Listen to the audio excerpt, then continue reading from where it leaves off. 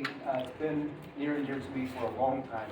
I've looked into different books over many different years, and so some of it is pretty fresh in my mind, some of it is more distant in my mind. But I hope that I can recall most of it today here in the next hour or so. So, is Jesus God? And I added the subtitle last night, because this is really going to be an incomplete survey. Originally, I wanted to do a two-part series here, but time's just not going to permit me to do the second part later this semester. So I'm truncating part of what I wanted to cover, and so now we're going to have an incomplete survey. I wanted it to be a little bit more exhaustive.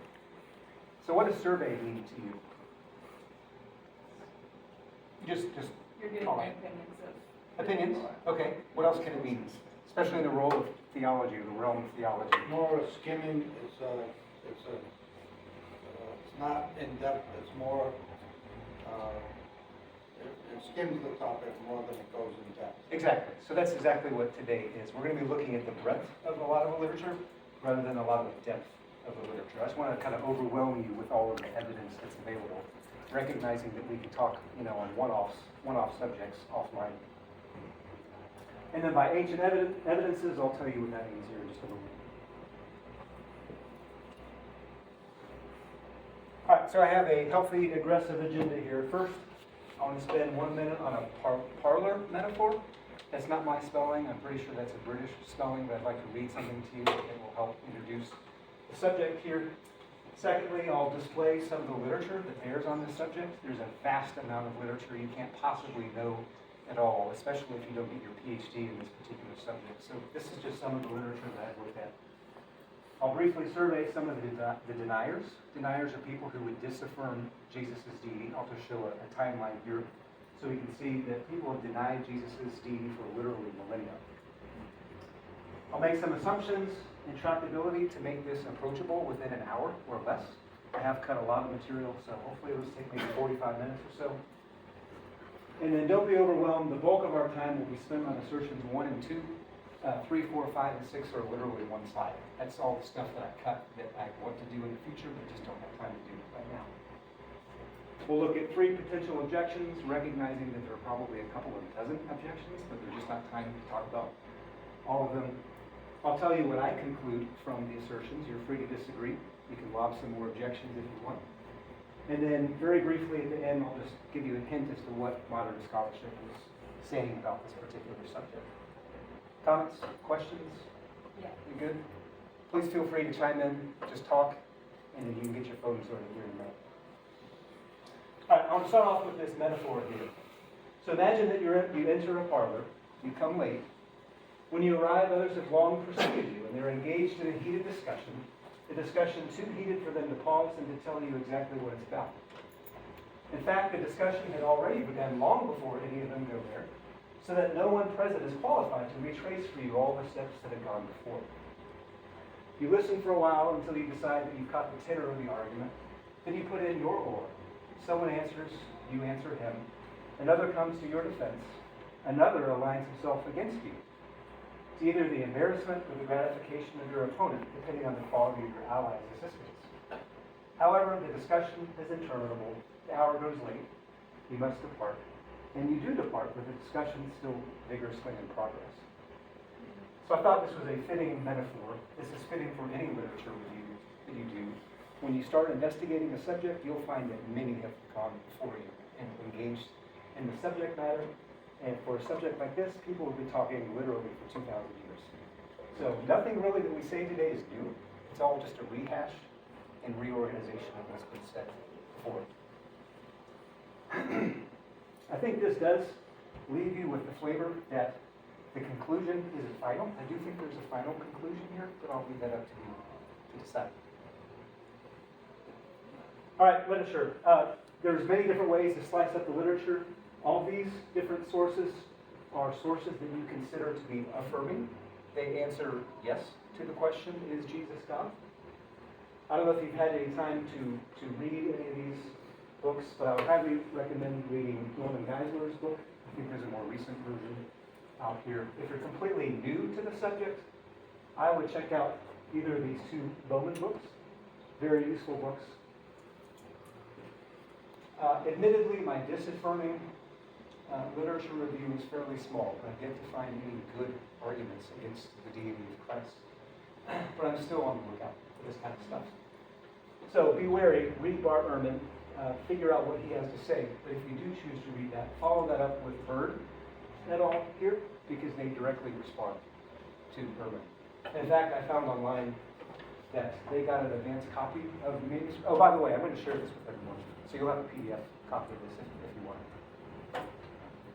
They got an advanced copy of the manuscript so that they could respond to the book around the same time that Ehrman's book was published. So that's why both published in 2014.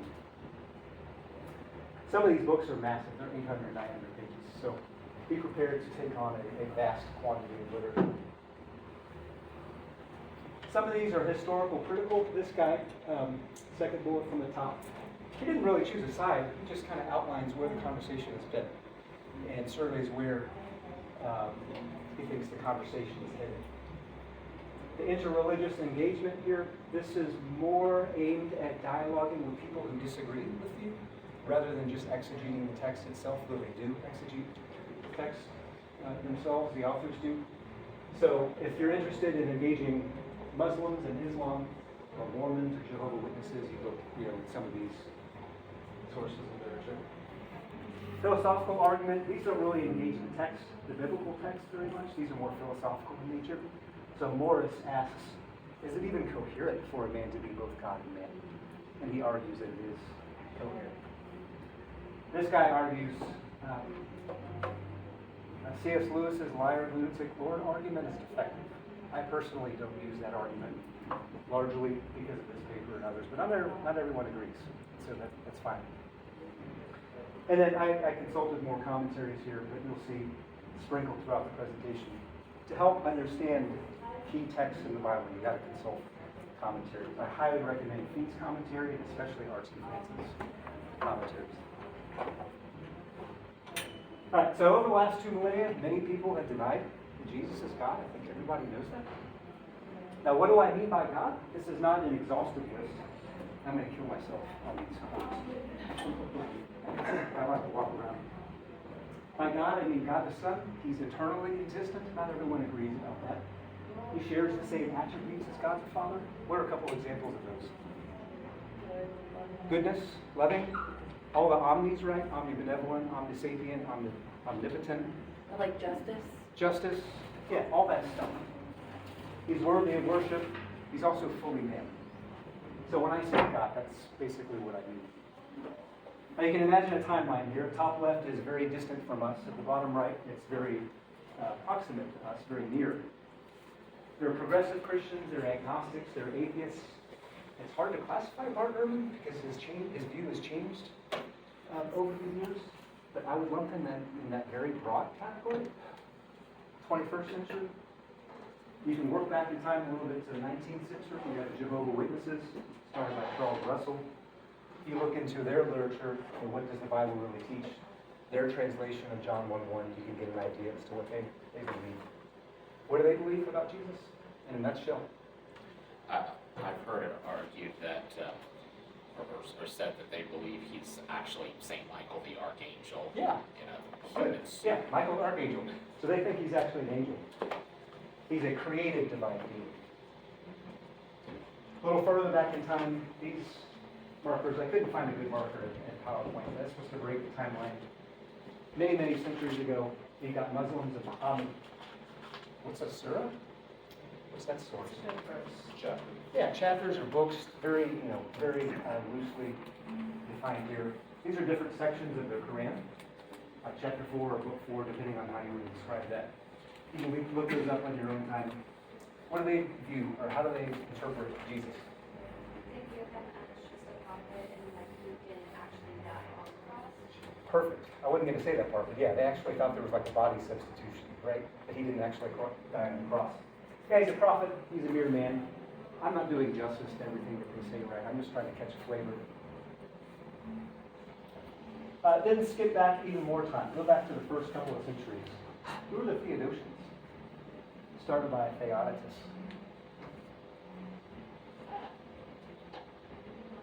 Were those adoptionists?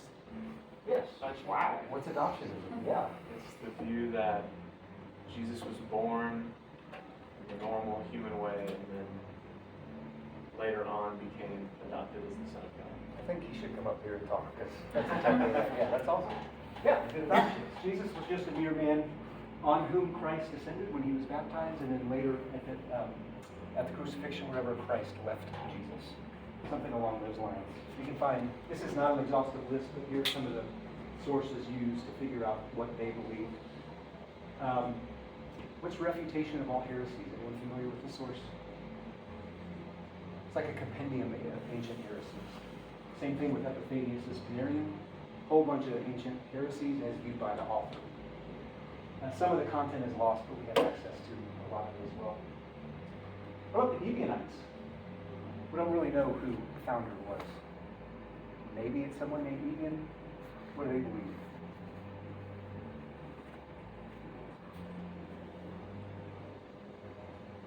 It's just a mere man. Jesus was created. Same thing, on whom Christ descended and then later departed. I think the term Ebion means impoverished. Oh, thank you. They have an impoverished view. He's not divine, just merely human. Thank you. What's the difference between the beliefs of the two? We're going to split hairs here. Among these two and the third, I don't recall offhand, but some agree that Jesus was born of a virgin. Some disagree that Jesus was born of a virgin. But they also have very different theological views about God, whether or not there's a supreme being and all this kind of stuff. So we're just looking at one small angle of their belief systems. What are you going to say? I think Muslims also believe in the virgin birth, funny enough. I think they do. Yep. A lot of their theology aligns. Mm-hmm. It's been a long time since I read the Quran. Thank you for sharing that. All right, and then lastly, Cerinthians. This is not an exhaustive list, right? It's just a representative sample formed by a guy named Cerinthus. I don't know how to pronounce the Greek. I didn't look it up. It's similar. Mere man created on whom Christ descended. But they disagree about God the Father. They disagree about whether the universe was created or how it was created or whether angels were involved. The involvement of Mary and Joseph, those sorts of things. Who's Eusebius? You might remember from one of Mike's lectures. So the church historian. Yeah, church historian, very important church historian. Had he not written, we would know very little in some respects about church history post-Book of Acts. Right, so if you're ever interested, maybe in spring break, read Eusebius' church history. We'll read about all of these sorts of people and more, Marcion and all sorts of other people. It's actually fairly easy to read. I struggle. I think it's a hard read. A lot of it is so foreign. Uh-huh. All right, so these are just examples of deniers here. But during that same time period, a whole lot of people affirmed Jesus' deity, right? So, which is it? According to the law of non-contradiction, this is apologetics, right? Christi, what's the law of non-contradiction state? Yeah, two things that contradict can't be true simultaneously, right? So either he is God or he's not. He's certainly not both. And the law of excluded middle. What? Either or. Yeah, it's not the case that it's neither this nor that. There's no third alternative. It's either he is or he isn't. There's not a third alternative. All right, so I want to make our solution approach tractable here. What does it mean to be tractable? I don't want to put the graduate school guy on notice here, but he can chime in anytime he wants. When you make math problems tractable, when you make statistics problems tractable, econometrics problems tractable, what are you doing? What do you do sometimes before you solve a really complicated problem? What? You break it down. Break it down. You're going to look at one particular aspect, and what do you make? Did you make assumptions? You make assumptions. Okay, we can't talk about everything about the subject, because the subject's been discussed for literally 2 millennia. So I want to restrict attention to a small set of relevant primary source texts. I'll tell you what those are here in a second. I want to adopt several working assumptions, and then we're going to bracket a couple of debate sources of debate and talk about that some other time. We've got to get things done in an hour or less. All right, so what are the relevant primary source texts? Well, of course, the Old and the New Testament texts. And then patristic texts, we're just going to touch on that. What are patristic texts? Church fathers. Church fathers. So what time period are we talking about here for church fathers? First few hundred years. Yeah, first few hundred years. Just ballpark, right? The New Testament guys aren't the only people who talk about Jesus. A lot of people talk about Jesus for a whole long time after the book of Acts, or the time period referred to by the book of Acts. All right, I want to make some assumptions here. What's the realism-idealism debate in philosophy? I just want to make some of my assumptions very clear and transparent. I want to go into depth here.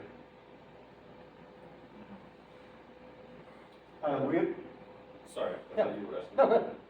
If I'm not mistaken, realism is the belief that abstract concepts are actually real versus idealism, like they're just like concepts. Exactly. Or are we thinking in separate There's categories? either a mind-independent world out there, independent of my mind, right? Or everything that I sense and perceive is really just going on in my head, and there's nothing out there. So obviously, I'm going to assume a realist view. God is a meaningful concept. Depending on who you talk to, they think God is a meaningless concept. I'm not embracing that view. Some people say language is inapplicable to God. I'm not adopting that view. I think language is applicable to God. How can you say language doesn't apply to God when you're applying language to God to say it's not applicable? So it's self-contradictory. I'm going to assume God exists. I'm not going to talk about cosmological argument, moral argument, all that kind of stuff. If you take issue with that, fine. Let's talk about it later. But that's not fair game today. History is knowable. Some people say history is unknowable. I don't think that's true. The primary source texts are generally historically reliable. Is that a reasonable assumption? I think it is. Does that say anything about my beliefs about divine inspiration or inerrancy? Not at all. I can relax those, right, when I'm engaging with people. I don't have to show my hand, so to speak, and talk about inspiration or inerrancy. Anyone ever used a math textbook? Everyone should be nodding their heads yes, I hope. You ever find a mistake in a math textbook? You ever found a textbook that didn't have a mistake? I don't think I've ever found one. So what do? You chunk the entire textbook? Of course not, you move on. So why can't we do the same thing here? I think that's a pretty reasonable assumption. I'm going to assume Jesus existed. How do we do that? We don't need the New Testament to show that. Who's Josephus? Jewish historian. Yeah, church historian, Jewish historian, I should say. Yeah, Jewish historian.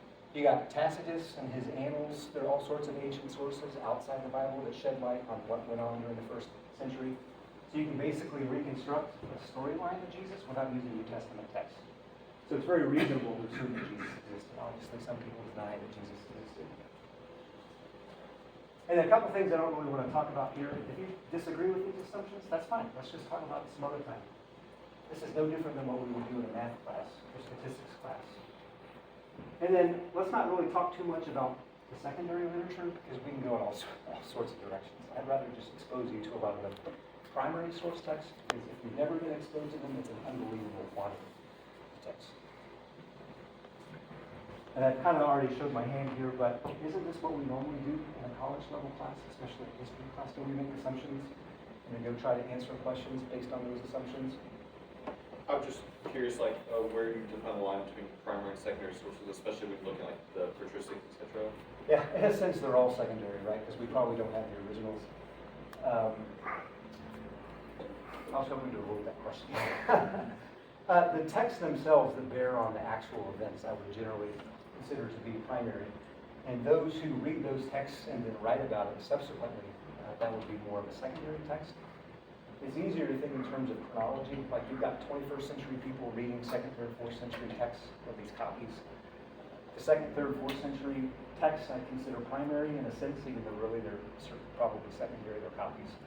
But then the people today who are commenting on that, that would be secondary or tertiary, something like that. Does that help? Okay. Yeah, that's really fuzzy, that boundary. All right, I want to make an assertion, but I want to make the assertion at the end of looking at 6 collections of evidences here. So this is the part where I hope you get to start looking at verses and chiming in. All right, so who's Yahweh? God. That's an English word. It's actually the same word in Hebrew, obviously, different alphabet we use. But Yahweh is spoken of in Psalm 23:1. How is Yahweh referred to here? And if I could have multiple volunteers, I mean, seriously, we're going to be looking at a lot of texts. So, a shepherd. What is a shepherd? So he takes care of sheep. Someone who takes care of sheep. The shepherd has good intentions for the sheep or bad intentions for the sheep? Good intentions. Okay. So yeah, Yahweh is identified as a shepherd. Did Jesus ever do such a thing? Yeah. Where did he do that? Is it, the shepherd and the sheep know when? Yeah. Look at John 10:11. What does Jesus do here?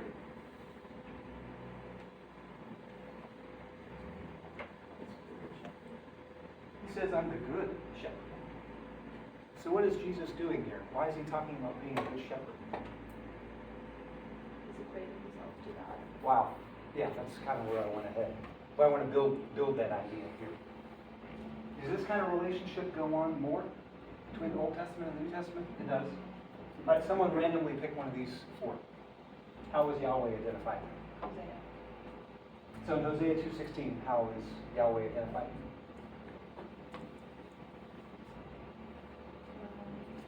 My husband. Yeah, husband, bridegroom, depending on the translation. Yeah. All right, what about Matthew 9:15? Where's the correspondent? What does Jesus himself say? What? Can the wedding guests mourn as long as the bridegroom is with them? Yeah, can the wedding guests mourn as long as the bridegroom is with them? Who's the bridegroom there? And Yeah, it's Jesus. Yeah. Okay, so we see this all over the place. In Joel, Yahweh is said to sit to judge the nations. Well, in John, guess what Jesus said? I have the authority to execute judgment. Yahweh is an everlasting light. Well, John said, I am the light. In Isaiah, Yahweh says, I am the first and the last. Jesus says, I am the first and the last in Revelation. What about Exodus 3:14? Most everyone knows this one. How does Yahweh refer to himself? I am. Yeah, I am who I am. What did Jesus do? He says, I am Allah. He says, especially I am in Allah. John. Yeah, he does. So John 58, this is just one example. There are a couple of examples in John. I'm trying to keep my format here so I don't want to clutter it. All right, so what are we to make of this? Are we interpreting it the way maybe the first century audience would have interpreted? Is there alignment there? Or would they have interpreted it differently? I think they interpret it the same as we do today. If they read the Bible, study it, those people who don't, they're the ones who don't speak God. Totally agree, yeah. Yeah, I just wanted to say, I think that, if anything, they view correlation a lot more strongly than we do today. Even like their definition of prophecy tends to even kind of have your emphasis on foreshadowing than it does like direct, this is going to happen in the future. And so any kind of correlation would be seen even stronger in the first century than it is today, which is even more support what you're saying. Thank you. So we have a little bit of a guardrail here. Yes? So I notice a lot of these verses where Jesus is affirming that he is God, or at least he's maybe saying these things that any reasonable interpreter who is familiar with the Old Testament texts would recognize as that. But it's interesting to me that you tend to see these a lot in John, which is the newest gospel, and also Matthew, who seems to have a lot of anxiety on making sure that Jesus fits the prophecies. Whereas in Mark, which is the first gospel, you really get very, very little that someone would read and say, this person is God. So I appreciate that. That's something, a nuance I want to pick up on in the very end, because unfortunately I don't have a second day to talk about this. But yes, surprisingly, there's actually a lot of evidence in Mark. It's very implicit. I'll just give one example here. You think about the demoniacs and their responses to Jesus when they see him. There's no real obvious evidence that they saw Jesus prior to this, at least in human form, at least prior to the occasions mentioned, but yet they're terrified of Jesus. They seem to pre-know who Jesus was, and there seems to be an implication that Jesus existed prior, in a state prior that the demons knew Jesus. And some of the literature talks about this. I'll have a reference that points you where to look if you're interested. And yeah, Mark probably was written before John, so you see that development of the theology over time. So I think we have some guardrails here. Well, let me back up here. So how do we package all of this evidence together? Well, I think Jesus applied titles or names of deity to himself. So that'd be one bundle of evidence here. So what happened after Jesus referred to himself as I am? What did his audience do? Why he's killing him? They what? They wanted to kill him. They wanted to kill him. How? Through what process? Through stoning. Yeah, they wanted to stone him. So in John 8:59, the Jews picked up stones to throw at him. Why would they throw stones? Sounds super primitive. Blasphemy. Yeah, blasphemy. What did their law say? Yeah, so the person who blasphemes was to be put to death by stoning. So are we interpreting what Jesus said correctly? Yeah, probably, because that's how the Jews interpreted it. Questions or comments on this? We can move on. All right, evidence 2, second bundle of evidence here. How about Jeremiah 31:34? Can I bring one question on the last slide? So are there, like, going back to this question, do we have these narratives of Jews trying to kill Jesus, you know, as much in the earlier Gospels as we do in John? Would you say, like, these, because there is, I know there's like the, it's in 1 Thessalonians, like there are these interjections that are added in later about like the separation between Christians and Jews. These different church authorities are trying to emphasize that separation later on. Is that something we see in the earlier Gospels? That's a good question. I don't know the answer to that question off the top of my head. Do anyone know? I want to follow up on that. Let's Okay. talk. Again, I'm okay being wrong. I can't possibly know everything. Well, from the secular, I think Matthew's the first gospel. Oh, you do? Okay, interesting. I think Matthew is the first gospel. Okay. Yeah, there's a intramural debate, right? Right. And Mark was secondary gospel. Okay. Like it was, you know, retelling Peter's sermons and stuff, so. It wasn't an eyewitness. Thank you. And then there's Q that's possibly behind the sources. Plus, even in Mark, there's discourses where we do see, for example, the Pharisees arguing with Jesus. I'm not quite sure where exactly. We do see like the first beginnings of a Jewish-Christian conflict where we do see like his own family, his own town turn against him. We see how Jewish leaders, the Pharisees, initially you see him as hostile, especially when he forgives the man with the mat. They feel a bit about that because what is, as Jesus responds to like, what is it easy to do to say that your sins are forgiven, get up and take your mat and go home? We'll be looking at Mark 2 here in a second. That would be a good topic for another day, the timeline of the Gospels and the New Testament. I've done a talk on that, and we could do that at some point.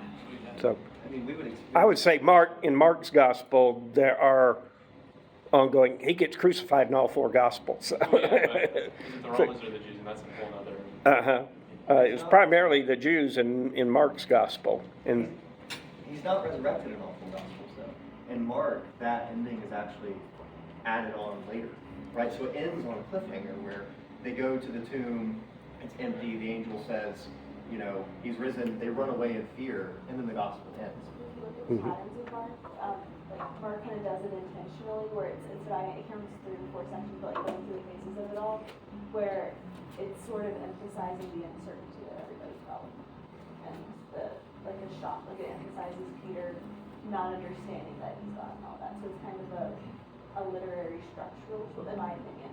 Like that's really, but in my opinion, it's more of a literary structural tool. Well, Mark 16, the women found the empty tomb. But yeah, there's that section at the end. yeah, the angel does announce, though, that he is risen. So, but there's just no bodily appearances there in Mark's It's gospel. also a man in Mark. Mm-hmm. It's hard to know what to do with the end of Mark. Yeah, that's a whole other subject for discussion. All right, I got to move on here. Evidence 2. What about Jeremiah 31:34? This is a very frequently cited verse. What's it said about Yahweh? He does what? Or he's going to do what? He's going to forgive sins. It's part of the terms of the new covenant, right? So Yahweh forgives sins. Did Jesus ever do that? I think we're all familiar with Mark 2, 1 through 11. What happened in Mark 2? We just talked about this a second ago. There's a paralytic. What's in the 15-second version? What happened?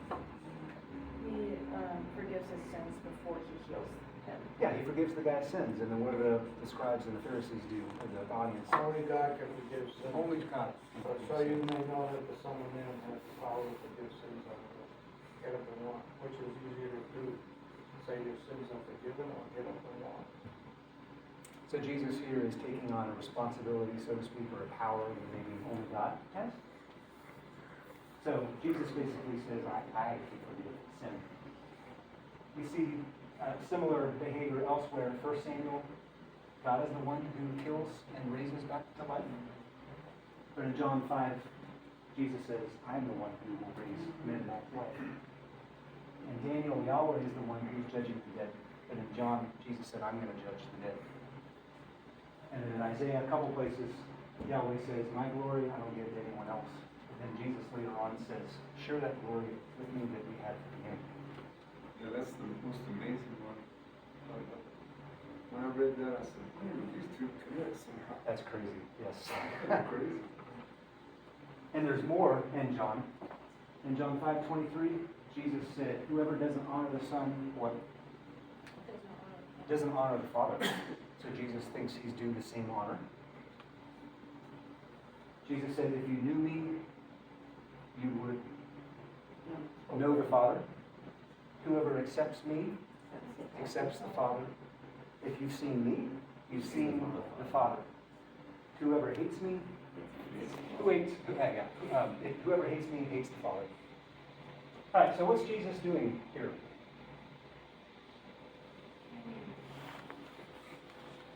Identifying with God the Father. Yeah, he's identifying with God the Father. He probably viewed himself equal with God. That's a second bundle of evidence to consider in answering the question, is Jesus divine? Third evidence, I didn't want to just do one-off quick verses here. I wanted to actually dive in a couple of times. So I want to dive into Matthew 22 here for a second. One, to break the monotony a little here, but two, this is going to be a difficult verse to understand. So who wants to read this out loud? I can read it. Yeah. Now while the Pharisees were gathered together, Jesus asked them a question. What do you think about the Christ? Whose son is he? They said to him, the son of David. He said to them, then how does David in the Spirit call him Lord, saying, the Lord said to my Lord, sit at my right hand until I put your enemies beneath your feet. If David then calls him Lord, how is he his son? No one was able to answer him a word, nor did anyone dare from that day on to ask him another question.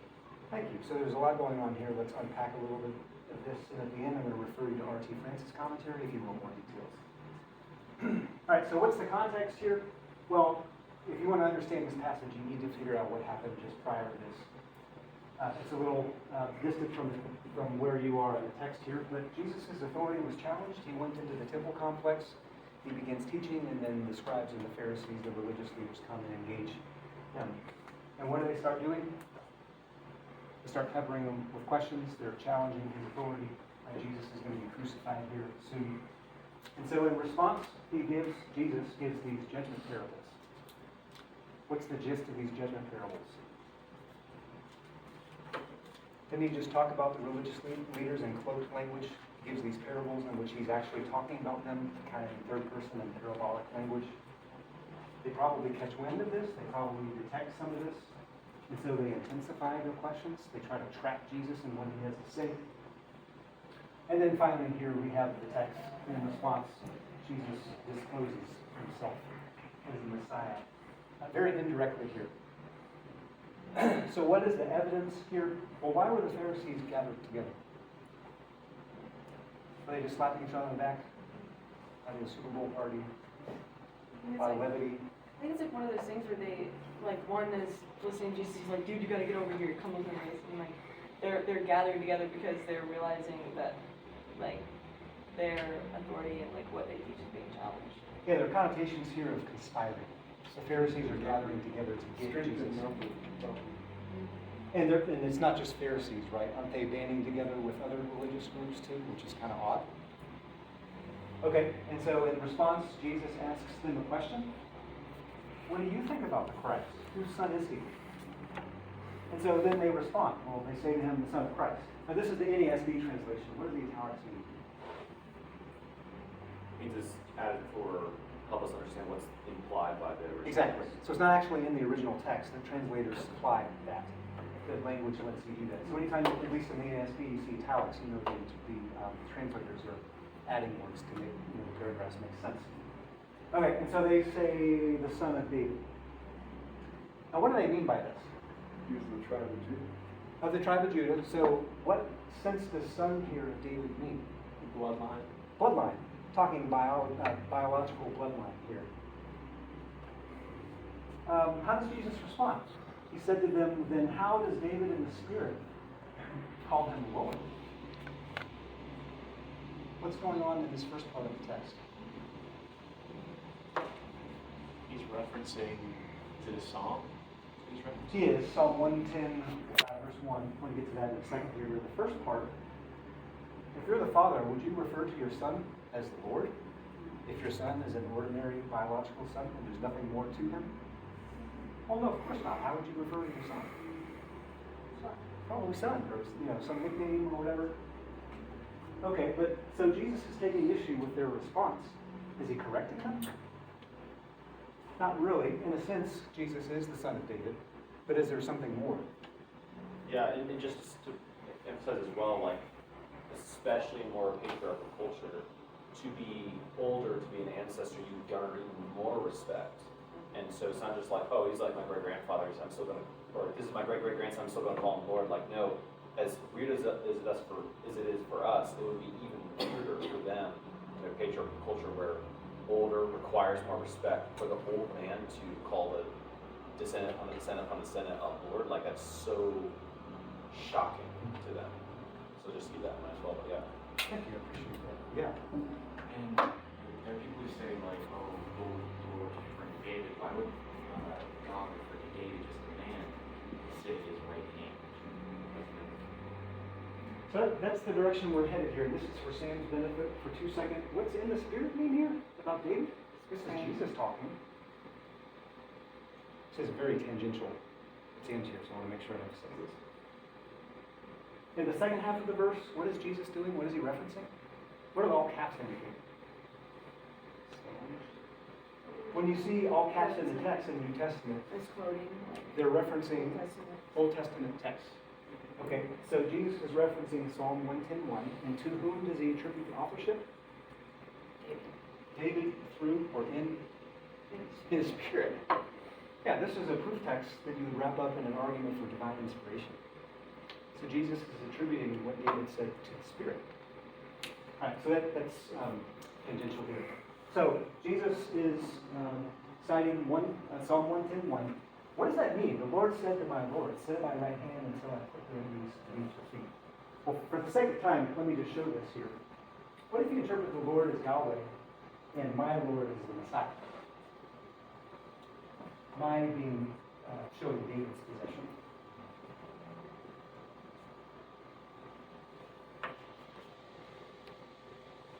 How then does David in the Spirit call him the Messiah and Lord, saying the Lord Yahweh said to my David, to my Lord, the Messiah, sit at my right hand until I put your enemies beneath your feet?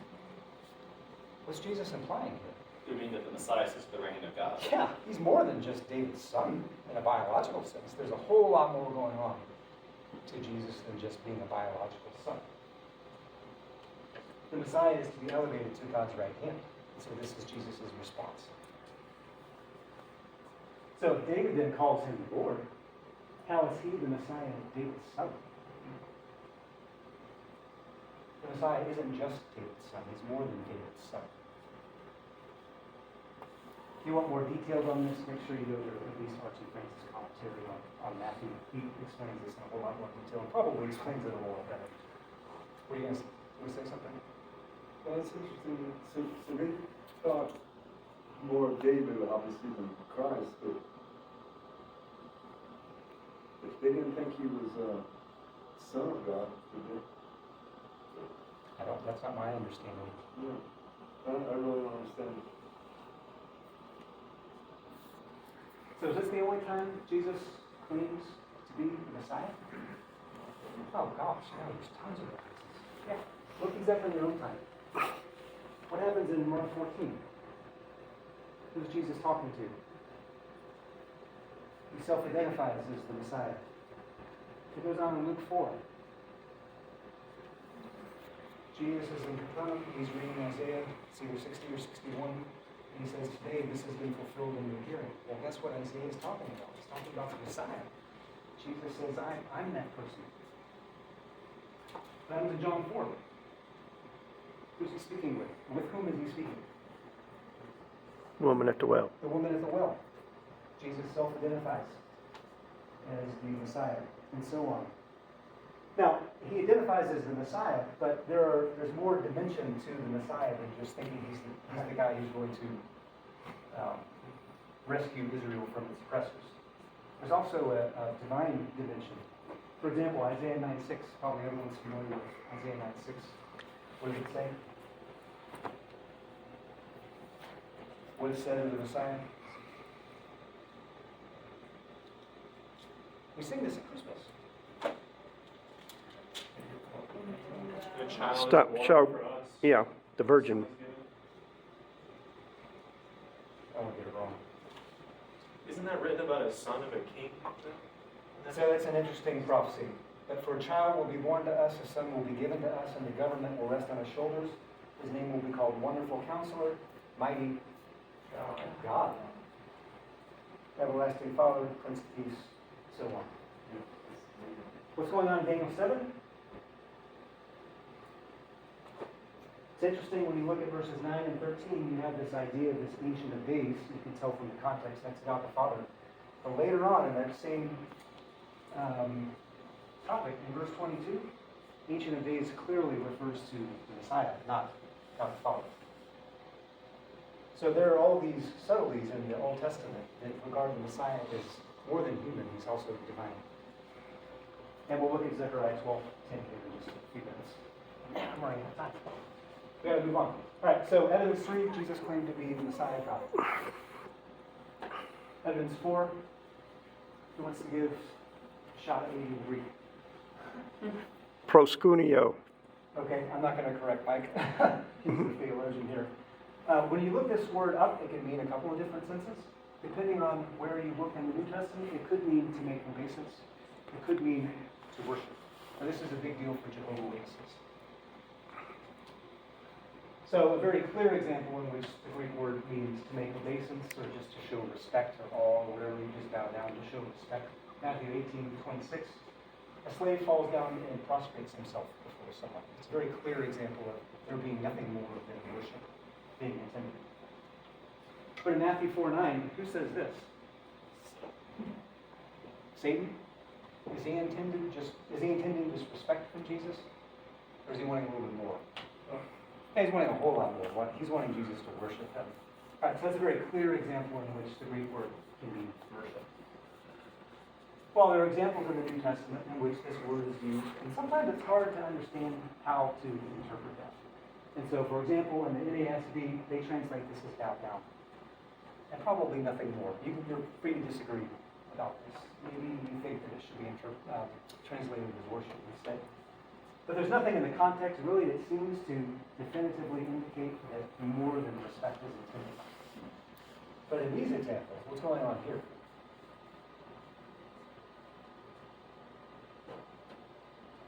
What's going on in Matthew 28, Luke 24? What had just happened? Wasn't there the resurrection? Resurrection. Was there a miracle involved? So in the context of a miracle, the people who do the proskuneo, do you think they're just showing respect? Or do you think they're falling down and worshiping? They're probably falling down and worshiping. What happened in John 9 with the blind man? He was healed, and then what did he do at the end? Yeah, he worshiped Jesus. It's interesting to see how he refers to Jesus over the course of the story.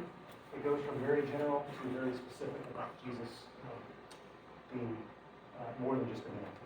The wise men from the east bowed down and worshiped him. It is. Thank you. Yeah, I don't think this is exhaustive. This is just a good sample. Thank you. All right, so here there's clear evidence, I think, of worship.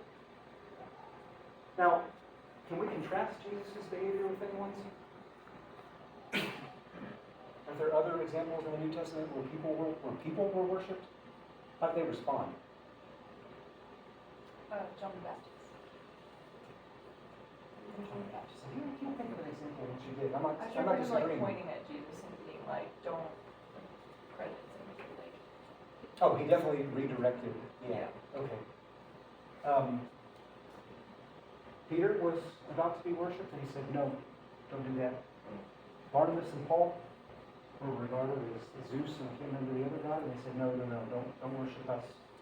An angel in Revelation, I don't know if it's one angel or more than one angel. Revelation is ridiculously difficult to understand. But all these created beings reject worship. Did Jesus ever reject worship? No, of course not. So what is that a tacit admission of? Divinity, yeah. All right, so Jesus accepted worship. And of course we know from the law, you're not to worship false gods. These created beings do that. Jesus never told people to stop worshiping him. At least there's no evidence of that. Fifth bundle of evidence, I gotta speed up here a little bit.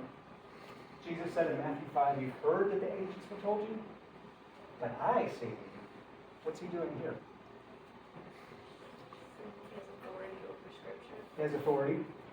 It gets really hairy trying to understand Matthew 5, 6, and 7. I want to get into a lot of the details there. But doesn't he seem to be elevating the quality or the authority of what he's saying to that of what God said? Who can do that? We see that elsewhere. Jesus said, heaven and earth will pass away, but my words will not pass away. What human can say something like that? All authority has been given to me. And then the word that I spoke is what will judge him at the last day. This is what Jesus said. John 13:34, what happens here with the disciples at the Last Supper? It says, a new commandment I give you. How do you add to God's commandments unless you're divine? And interesting. All right, so Jesus probably regarded his teaching as divinely authoritative. There's another category of evidence.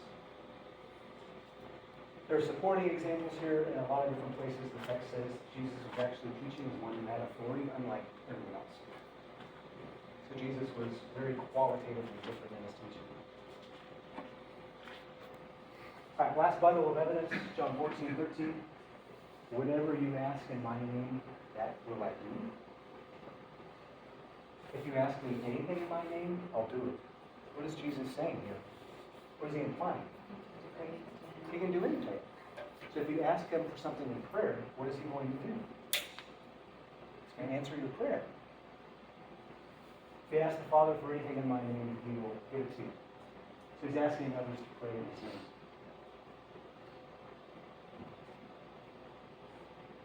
All right, so we have a whole bunch of bundles of evidence here. He applied Jesus' title to deity to himself. Jesus viewed himself equal with God, and so on. How do we wrap all of this together?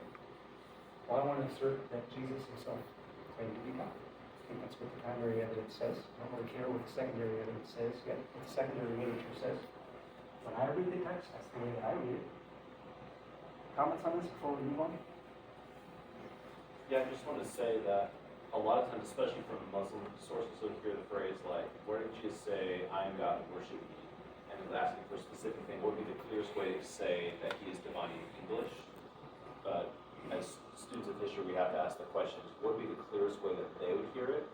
If they heard him say, I am God, meaning I am in the word theos, which is the word for God, a lot of them would have misunderstood that to think he's saying, I'm the same person as the Father, which is not what he was saying, you know. But this would have been, right here, a more clear way for that specific culture of explaining, hey, I have the same being as the Father, and I yet love I'm that. not the same. And that's what Bowman says in his book and the YouTube video. I'm going to show you the link to the video. He says the Jews didn't even have the mental framework to understand this. They couldn't have comprehended Jesus going around saying, I'm divine. How do you fit that into a monotheistic framework? So it took time to process what was going on. Well, to answer your question, I think the best answer would be to say the verse where it says, I and the Father are one. Will that not be the case for the same? Even that, though, I mean, I think his approach here is much better, because even with that, many would say, well, if you look right after that, Jesus seems to kind of like backtrack a little bit, at least at face value. It's like, well, he's saying, well, you know, you even call kings gods, so why can't you say that God had a son? And so there's a little bit of that like uncertainty, even in that verse. It's not a perfect silver bullet, but I mean, this cumulative case seems a lot more compelling. You also got to consider that may seem more compelling to us, but would have been more compelling to them, and this would have been more compelling to them. think Jesus' approach to do this indirectly was much wiser than doing it very directly. No one would listen. How long do you think Jesus would have lasted if he hit the scene and said, "I'm gone"? That's a good question. We had to show him indirectly. We didn't have to say it, he showed it. Yeah. I think his point though is, he is saying it just in a way that they would understand as opposed to the way that we would appreciate it. You know?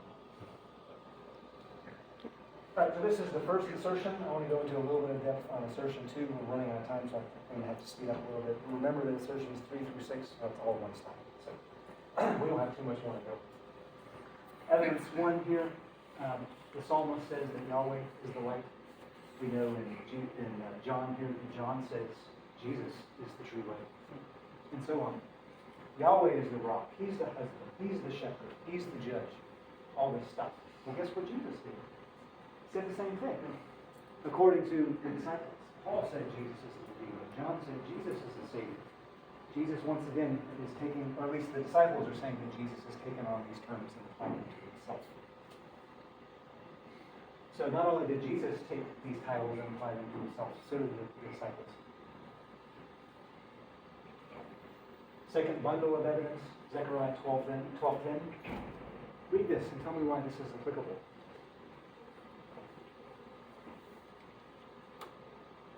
Yahweh's talking.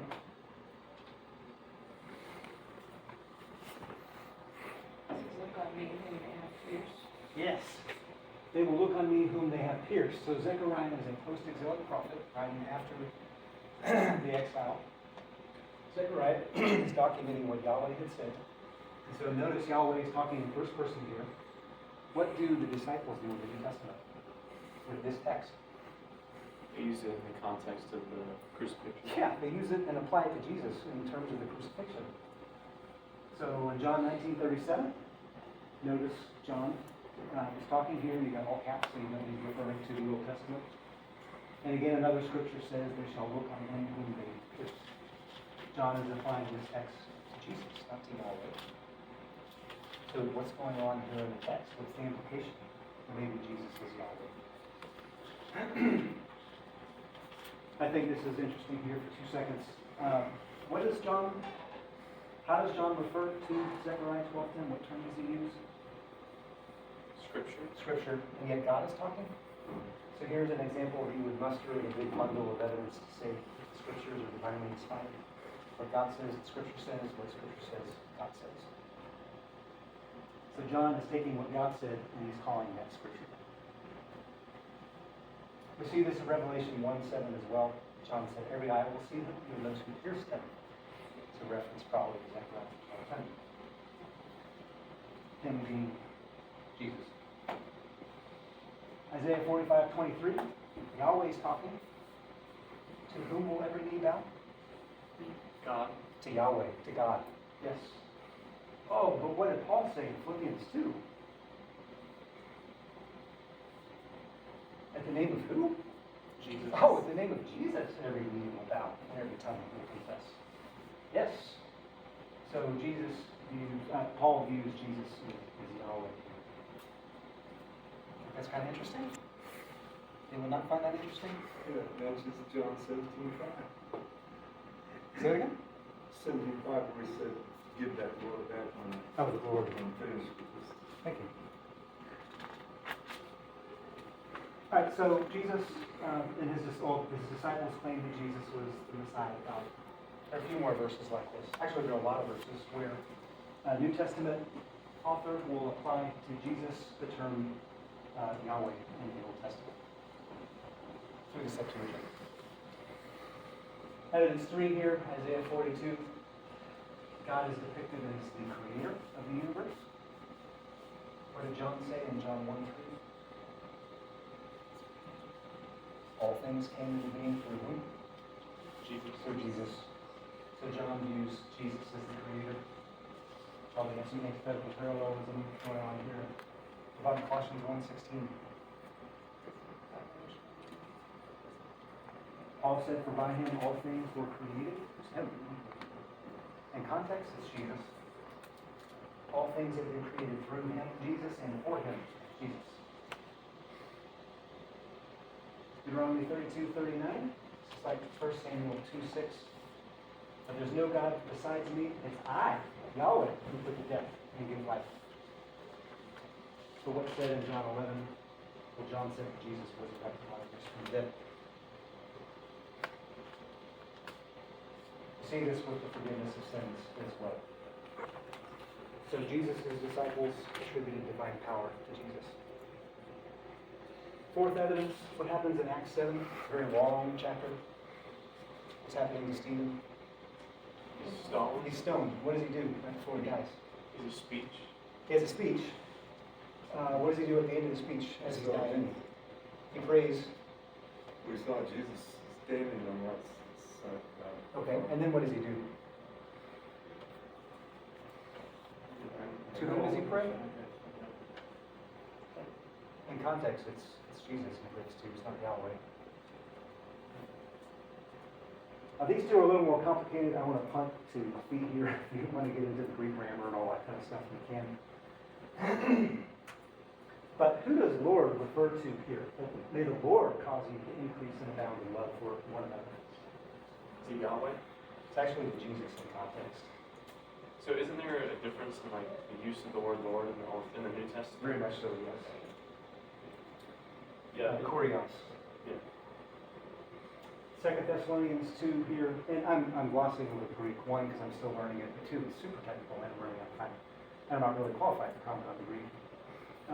But here, now may our Lord Jesus Christ himself and God our Father comfort and strengthen your hearts in every good work and word. Jesus' name is being associated with God the Father and as one of the causal agents for comforting and strengthening. If you were to look at the Greek, strengthen and comfort are conjugated in a way to expect a singular subject, not a plural subject. So there's stuff going on in the Greek here that we can refer you to feed 2009, this commentary, to flesh that out. This goes on in reminders here. Paul's talking to the Thessalonians. What problems did the Thessalonians have? They thought the day of the Lord had come. And Paul says, no, you should know this. So he's reminding them, you yourselves know full well that the day of the Lord will come just like a thief in the night. Well, day of the Lord is a very well-known term in the Old Testament. Who's the Lord? It's Yahweh in the Old Testament. Every time Paul uses day of the Lord in the New Testament, it's a reference to Jesus. It's not a reference to Yahweh. And I say that based on the feast. He's the one who's done the study. Same in Trinitarian formulas. Jesus is mentioned with God the Father and also the Holy Spirit. So the disciples associated Jesus' names with God's. I got this one a little out of sequence here. This one is super, super technical. I had to put this book down. But Harris, 2008, he goes and looks at 16 different verses in the New Testament where it's alleged that the authors directly called Jesus Theos, the Greek word for God. And so he ranks the ones that he thinks are very certainly referring to Jesus as God, and then he goes down from there. So in his view, he thinks there's not much support here, but these two he thinks are very, very clear examples of the authors referring to Jesus as Theos. Yeah, and I just wanted to point out that generally speaking, the New Testament writers refer to Jesus as Kurios, Lord, and then the Father as Theos, God, because of they didn't want their people to misunderstand and to think that they were saying Jesus was the Father. But there are definitely quite a few times where they, I don't know how you say this, slip up's not the right term, but they're just like, even if it's not super precise, he's the same being, so he's Theos, basically, you know. But they wanted to make sure we didn't kind of collapse into modalism, which is one of the heresies later on says that they're all just different modes of the same person. So, Thank you. So I brought the book in case you want to bore yourself to death with all the Greek. He talks about the rainbow shark rule. He talks about all the Greek stuff. You are more than welcome to borrow them. It's maybe you can penetrate more than I did, because I didn't penetrate very far. All right, so the second assertion here, look at all the evidence about what the disciples said. I want to classify all this, categorize all this, what the disciples claim that Jesus was God too. It's not just Jesus himself, but the disciples did as well. So we are running out of time. There's more that I think that you could say, that you could assert that Jesus fulfilled ancient prophecy. Of course, if you don't believe God exists, then that's kind of hard to argue at this point, so that doesn't get too much traction with atheists. But it's something you could argue. You could argue that Jesus resurrected from the dead. My understanding is Mike is going to talk about this, so I don't really want to say anything about this. Assertion 5 here, the patristic fathers claim that Jesus was God. Who were the patristics again? Church fathers? Church fathers. So one example would be Ignatius of Antioch. In his letter to the Ephesians, he referred to Jesus as God. In his letter to the Romans, he did the same thing. Permit me to be an imitator of the passion of Christ, my God. In his epistle to the, I don't even know how to say that word. People of Smyrna. I give glory to Jesus Christ, the God, who granted you the wisdom or whatever. I can't remember exactly what it said. And there's more people like Ignatius who refer to Jesus as God. So this phenomenon is not confined just to New Testament documents. That's what the dots here indicate. And then lastly, Christian creeds codified Jesus' deity. Mike's already talked about this. Maybe Rick's going to chime in here too in the future, I'm not sure. But the Christian creeds codify a lot of this stuff. So you can build, I think, a cumulative case. The first two sources of evidence that I went through in detail, and these, if we had had more time, to argue that Jesus really is divine. If you're interested in looking at some of these details, I've got the references here. There are objections. We're not going to have too much time here. I put in asterisks, sort of the source of the objection. You've probably heard this before, Mark 13:32. Mark basically says that Jesus was ignorant. How do you respond to that? How can God be ignorant? Do any of the other Gospels have the same? Not that I'm aware of. So what? Sorry, some people would say it's referring to via his human nature, he does not know these things. But the implications via his divine nature he can. Others would say this is wedding language. He's speaking hyperbolically, like the son doesn't know in sense of direct, in like a wedding, but he knows logistically when it's going to happen. Thank you. Because the Father only knows. Right, even though Built up the Son to come to Right. his throne. even though logistically the son has to know because he's going to be involved in like certain like process, like planning things, building things and stuff. The idea of knowing, just like I know my wife is a different type of knowledge than I know math or that sort of thing. That's interesting. I'm going to circle back on that. Yeah, there's different views about it. Thank you. I would just talk about the hypostatic union. The person who's raising the question doesn't understand the Christian conception of Jesus, right? When you talk about Jesus, you got to be really nuanced. Are you talking about pre-incarnate Jesus? Are you talking about incarnate Jesus? Are you talking about disembodied Jesus? Are you talking about re-embodied Jesus? And then, are you talking about his divine nature, or are you talking about his human nature? So when you talk about Jesus, what sense are you talking about? Well, under this model here, if he's fully God and fully man, well, of course he didn't know as man, but he can know as God. Now, how is that possible? I don't know. That goes beyond the scope of what we're talking about. There are a couple more objections here. I was hoping that a couple of Jehovah's Witnesses would come. Like Colossians 1, he's the image of the invisible God, the firstborn of all creation. They like to cite this as showing that Jesus was created. Well, no, when you look up the Greek word here, it carries a couple of different senses. It doesn't mean primogeniture or first of origin. What it means is preeminence. You actually do a thorough word study. He's the firstborn, he's first in position. So the Jehovah's Witnesses completely misunderstand what Paul is saying here. So what are we to make of all of this evidence? This is grayed out because I didn't really get to cover it in detail. But I want to affirm that Jesus was divine. I think that's what the primary evidence indicates. And I made changes at the last second, so sorry for that moving up. I wasn't supposed to have. What's happened since then in the last couple of centuries? What are people saying about the primary evidence? Well, all sorts of things. If you look at what Ehrman says, he basically talks about what's called angelomorphic Christology, which means because it was so easy in first century conceptions for men to become gods and gods to become men and men to become angels and angels to become men, well, that's probably what happened to Jesus too. He was just a man who died and became an angel. So that's an angelomorphic Christology. Bird responds and says, no, that's not what's going on. That's not what's going on here. And then to your point, I can't remember your name, I'm sorry, about Markan priority or Matthean priority. The evidence that we see in John does seem to indicate theologizing or whatever, but there is implicit evidence in here when these guys talk about it. So there's a lot of information to mine here. And then if you're interested in reading or watching Sean McDowell, he interviews the authors of some of these books. I'll include links to the books so you can hear the authors talk. Like I watched this one, it's an hour and 90 minutes, so it's chock full of good stuff. And I've been motioned, I'm done. Comments, questions?